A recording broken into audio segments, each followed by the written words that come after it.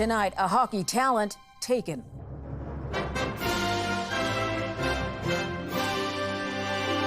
NHL star Johnny Gaudreau and his brother struck and killed in New Jersey. This is such a gut punch throughout the entire NHL. The tragedy occurs only hours before a family wedding. It's really the impact off the ice. He loved his community. He loved his family. The worsening wait times in emergency rooms across the country. This is a national story of neglect. And why tourists are coming back to Canada. We're seeing increased visitation from not only locals, but also out-of-province visitors. And tackling a beauty myth, the new look of the Sports Illustrated swimsuit issue. She is a wonderful advocate for body positivity. Plus, the great ape escape. He was able to get past our secondary containment. And orangutan's unexpected outdoor adventure.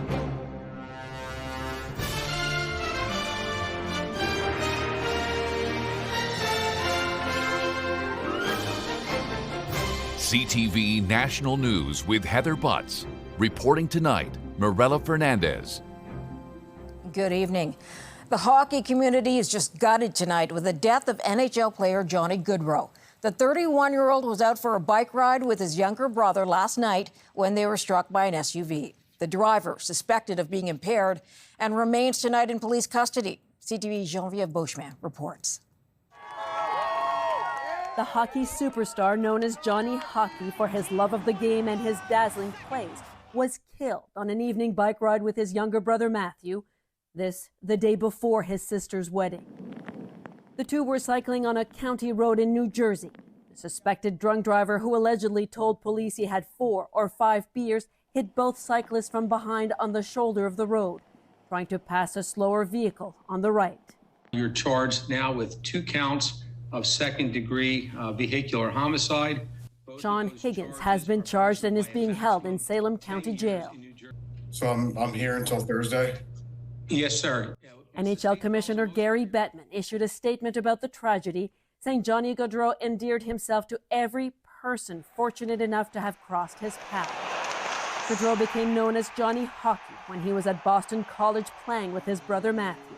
Their former coaches said they were magical, brought joy to the rink.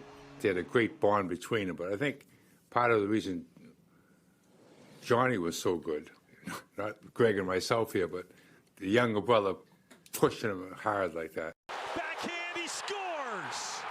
Johnny, the winger, was drafted in the 4th round by the Calgary Flames in 2011 and went on to play 9 seasons with the team. His every move admired by fans. He is a great hockey player, but just what he gave back to the community, to the kids. After the 2021-2022 season, he left Calgary for the Columbus Blue Jackets to be closer to family. It sounded like a perfect spot for us. He and his wife Meredith had 2 children, 1-year-old Noah and 6-month-old Johnny. Fans who welcomed him with open arms 2 years ago in Columbus are now mourning his passing. He loved Columbus. He spoke highly of Columbus. He wanted to raise his family here. He talked about that all the time. And in a statement, the Columbus Blue Jackets said he thrilled fans as only Johnny Hockey could. Geneviève Beauchemin, CTV News, Montreal. As you heard, Gaudreau moved to Columbus to be closer to family. Let's go to Aaron Portline, who writes for The Athletic. Aaron, you're in Columbus. He was only picked up by the Blue Jackets a couple of years ago. Did hockey fans connect with him there?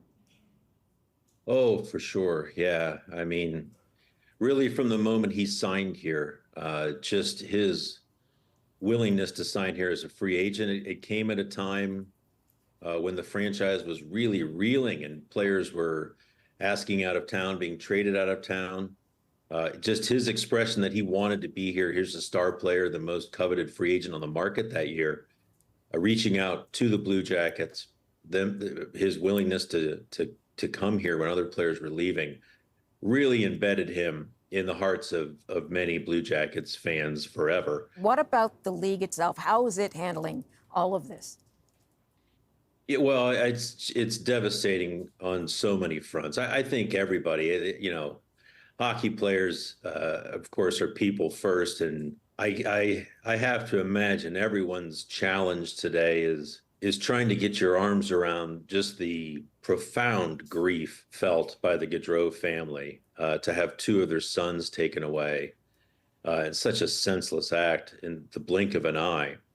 To have your two brothers taken away. I mean, think of how the sisters are feeling, one of whom was supposed to be married today. I mean, it doesn't get much more devastating than that. You just wish there was something you could do to lift the grief from the Gaudreau family for even a moment's peace. But that's probably going to be a real challenge for quite a while. Aaron, thanks for joining us. Thanks very much for giving us some of your time today. Thank you. Canadians are waiting longer for care in emergency rooms across the country. Experts say it demonstrates how overwhelmed the system still is and the need for governments to move faster to fix it. CTV's Heather Wright reports. Trips to the emergency department are taking an average of 20 to 30% longer than they were just 3 years ago. Canadians are waiting longer to be seen and staying longer once admitted, according to data from the Canadian Institute for Health Information. Between April 2023 and March 2024, the median length of stay in urgent cases across the country was over 4 hours, a 21% increase from 2020 to 2021. For less severe cases, the median length of stay was over 2.5 hours, a 35% increase. And doctors say those numbers are just a snapshot. Depending on the place and time, some are waiting over 12 hours just to be seen. This is a national story of neglect. Emergency room physicians say it's taking too long to see patients and to move those with acute problems to the appropriate place within the hospital. They point to staff shortages, a lack of beds, and a population that is growing and getting older. You go as fast as you can, cutting every reasonable corner that you can to try and help as many human souls as you can. The Canadian Association of Emergency Physicians says this data shows the system is overwhelmed, calling these wait times a critical threat to the health and well-being of Canadians. Emergency physicians and nurses, we're tired of apologizing for a system that we have no control over. The federal government has pledged roughly $200 billion over the next 10 years, money it says will go to things like improving access and hiring more staff, with staffing shortages still an issue in every province. Heather Wright, CTV News, Toronto. Canadians will have to wait a few more days to find out if the key lending rate will be cut. The Bank of Canada makes that announcement September 4th, but we did get a hint of what could come with new GDP numbers shared today. CTV's Jeremy Chiron has that. Better than forecasted, but still not good. That's the second quarter update on Canada's real gross domestic product. Canada's economy grew by 0.5% in the second quarter, or an annualized rate of 2.1% above the Bank of Canada's forecast. The economy is grinding along at very modest growth. It's just keeping its head above water, but it's really not particularly strong. The growth driven mostly by government spending and business investments, while the economy saw a drop in exports and residential construction. We need to turn the economy around, and there's still a lot of weight, I think, mostly on consumers that are still essentially facing the difficulties of high interest rates. Growth slowed to end the quarter. Data from June and early stats from July show GDP virtually unchanged, and economic gains continue to lag behind population growth. That means on a per-person basis, the economy shrank for the fifth consecutive quarter. I think we've seen labor market weakness, we've seen inflation coming down. All of these things suggest that the bank has room to lower rates and continue to lower rates. The data all comes ahead of the Bank of Canada's next rate announcement Wednesday, when economists are widely expecting the central bank to cut its key rate another quarter of a percentage point to 4.25%. Keeps the door wide open for further rate cuts from the Bank of Canada. This is about where they wanted the economy to get to for a short period of time. They're now actually hoping that the economy picks up a bit. Now, a slower than expected summer for the economy and a projected continued climb in the unemployment rate this month now has some forecasters saying rate cuts could be even more aggressive this fall. Morella? Jeremy, thank you. And the Canadian economy is getting more of a boost from tourism. Visitors are making their way back post-pandemic. CTV's Paul Hollingsworth now with how much money they bring in and what has lured them north. The tourism industry is chugging along with positive results heading into Labor Day weekend. We're seeing increased visitation from not only locals coming down the waterfront, but also out-of-province visitors and increased arrivals of cruise ships. Halifax, with its bustling boardwalk, has 130 cruise ships on the schedule. Cruise ship visitation is up in Atlantic Canada about 10%. People are traveling more, inching closer to pre-pandemic levels. Now I think we're starting to see some real acceleration with air travel, even with train travel. I mean, there's more ways for people to get around. Which is good for tourism business, not just here in the Maritimes, also across the country. I think we're hearing that there is genuine excitement in other markets. In the first quarter this year, Canada welcomed 4.3 million visitors from the U.S. and overseas. That was more than 90% of the number of trips taken in the same quarter of 2019. Spending in Canada by outside visitors was $3.3 billion, on average spending $767 per trip. We absolutely love it. Really, we're just looking at all the new places. In the Halifax area, compared to 2023, the weather has been tourism friendly. This year we didn't have the fires and floods that we had last year that put everything on hold for quite a while. This year, more sunshine. During a busy summer season, tourism operators are always watching gas prices closely. When gas prices are stable, it's helpful. When gas has gone up in the past, it has slowed travel, causing a negative impact. But gas prices are down this week, providing another boost for tourism in Canada. Paul Hollingsworth, CTV News, Halifax. Canada may be attracting more tourists, but we aren't bringing in as many foreign students. In fact, enrollment has dropped even below the target set by Ottawa. CTV's Rachel Aiello tonight with a wider look at the effect of our changing immigration policy.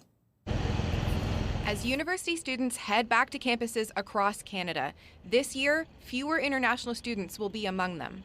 According to Universities Canada, enrollment from outside the country has dropped below the federally imposed cap on student visas. What we are seeing is a real steep decline in interest, which has obviously led to a decline in applications to universities. Back in January, amid headlines about the system spiraling out of control, the government put limits on postgraduate work permits and announced a 2-year cap on the number of international student applications it would approve.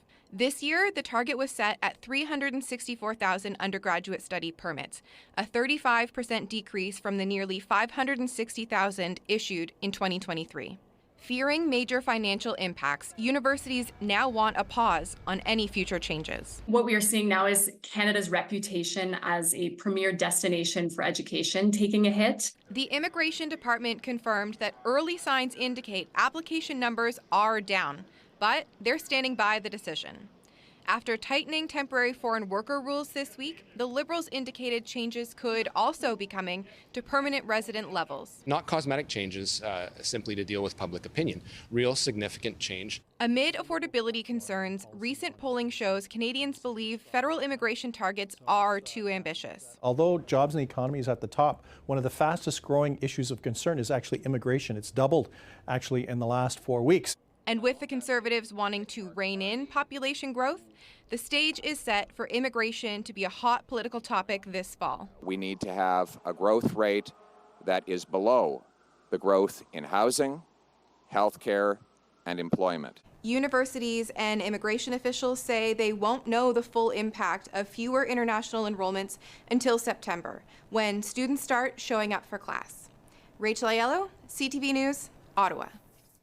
The union representing thousands of rail workers is going to court over Ottawa's decision to end that massive shutdown last week. We simply don't believe that a single politician can wipe out the collective bargaining rights of an entire union. About 10,000 workers were off the job for less than a day before the Labour Minister intervened. The dispute was sent to binding arbitration, and the country's 2 major railways were ordered to resume operations. CN Rail says it would have preferred a negotiated settlement and blamed the union for applying pressure by inflicting damage to the economy. New Brunswick is moving to mandatory face masks for healthcare workers, patients, and visitors at hospitals and other medical facilities. The province is worried about the spread of respiratory infections like COVID and whooping cough. With kids going back to school, cases are expected to spike. Masking won't be required in lobbies, hallways, or cafeterias. Coming up, the Sports Illustrated Swimsuit Edition. Muscularity is seen to be masculine. That has been a huge problem. The new model embodying strength and beauty. Plus, the escaped ape in Toronto.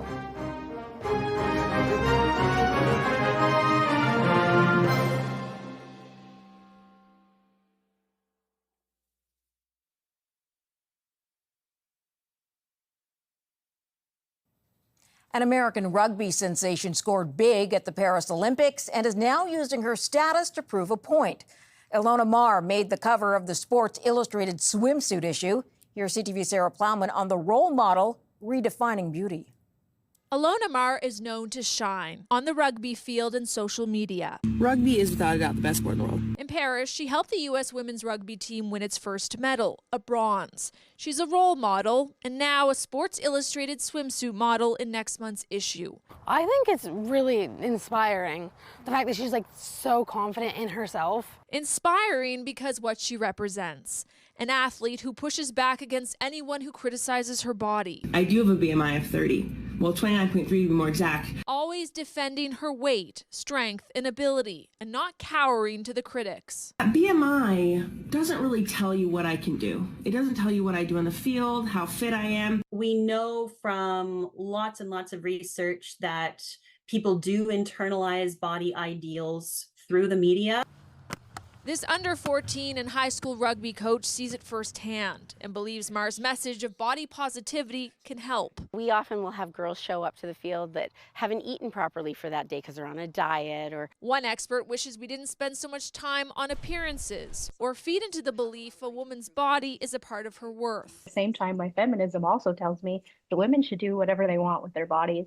And so I think that if athletes want to be on the cover of Sports Illustrated and that makes them happy, they should absolutely do that. Historically, this cover has been real estate reserved for young, slender women. In recent years, the magazine has featured more diverse models, from Martha Stewart to trans model Valentina Sampaio. Some note how society has had a narrow view of what beauty means. And muscularity is seen to be masculine. That has been a huge problem. On this field, strength is celebrated. There's not just one body type that you can have. Sarah Plowman, CTV News, Fredericton. Canada has won 2 more bronze medals today at the Paralympic Games in Paris. Track cyclists Keely Shaw and Alexandra Hayward both won individual pursuit. Shaw repeated her podium performance from Tokyo 3 years ago.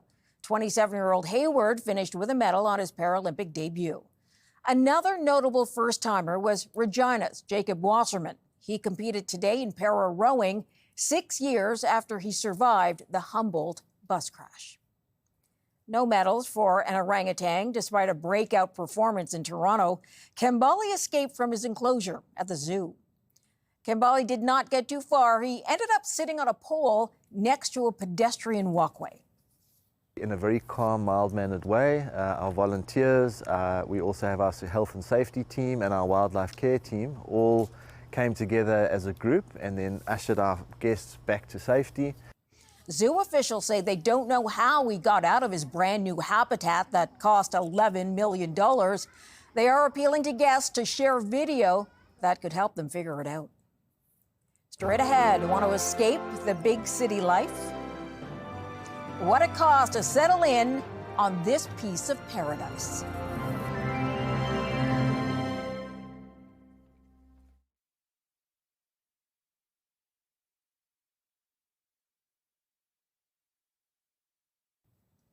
If you have a few million to spare, a massive wooden castle in the wild could be yours. The Little Wolf Resort in northern BC just hit the market for $21.5 million. This riverfront property has celebrity status. It's been featured in National Geographic and on Discovery. It has 6 bedrooms and 9 bathrooms and is located on a 130-acre peninsula. It's all about going home for a 6-year-old boy from Ohio who waited a very long time for life-saving surgery. What? Oh my goodness! John Henry Lee can't contain his excitement.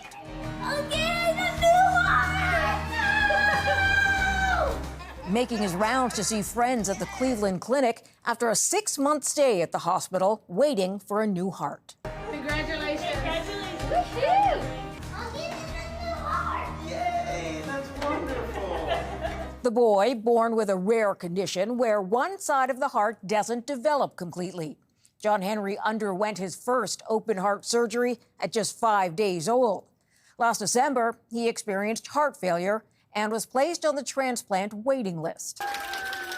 John Henry walked out of the hospital after 178 days, happy about his future. I'm happy I got a new heart. Now I can run and play. Love him. After the break, bracing for back to school. It is not just students with that amped up anxiety.